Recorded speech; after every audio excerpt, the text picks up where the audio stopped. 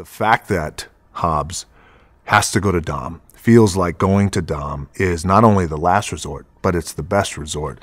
It's got to be a big thing. And it is a big thing because essentially there's, in Hobbs' constitution, his wiring, his makeup, he is made a certain way. These are all men who he has vowed to take in, including Dom. So he went to Dom and he asked him for his help. And, you know, there's a mutual respect that these two men have for each other. And they also know that they both want something that's very, very important to them. That's important to their core, to their heart. I know that he can help me get what I want.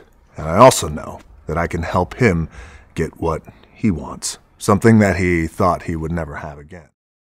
Shaw is very dangerous. Shaw is ex-SAS, paramilitary, and he is responsible for doing a lot of good things in the world.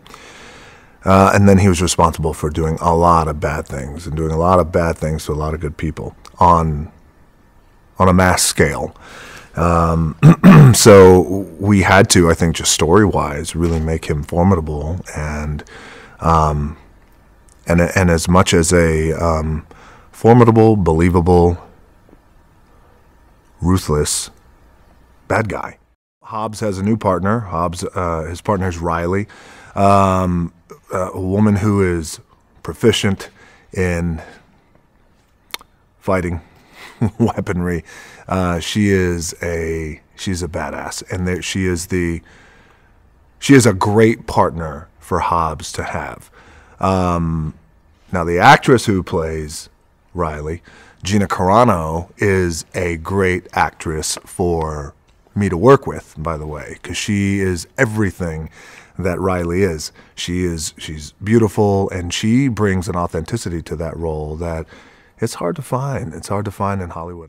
The Letty-Riley fight is something that audiences are really going to enjoy, and I think, you know, for a couple of things. You know, in Fast 5, you had the Dom-Hobbs fight to look forward to. In Fast 6, you have a lot of fights, by the way, to look forward to, but especially a very special attraction that could easily be the main event between Letty and Riley, because you have two women who are going to go at it. Who I saw the fight, by the way. They go at it, and they threw caution to the wind and they went at it. But you have two women who just inherently are, in essence, born to get down that way.